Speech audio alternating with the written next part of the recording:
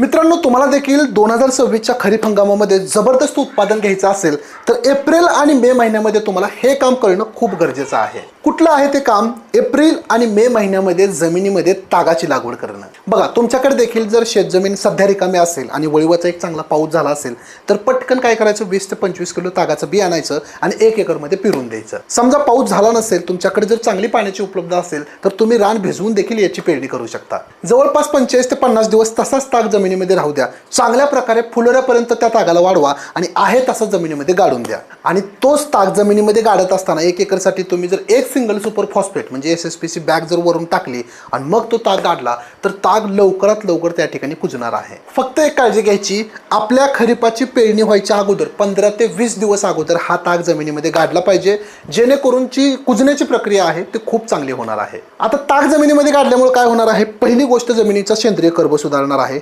जमिनीला चांगल्या प्रकारे नत्राचा पुरवठा होणार आहे. जमिनीची पाणी धरून ठेवण्याची क्षमता सुधारणार आहे आणि जमिनीमध्ये जे काही सूक्ष्मजीव असतात त्यांची देखील काउंट खूप चांगल्या प्रकारे वाढणार आहे. त्यामुळे मित्रांनो, सध्या तुमच्याकडे वेळ आहे. या 1 ते 1.5 महिन्यामध्ये हे काम नक्की करा आणि याचे रिझल्ट मला खरीप झाल्यानंतर सांगा. आणि माहिती आवडली असेल तर कृषी डॉक्टरला फॉलो लगेच करून घ्या.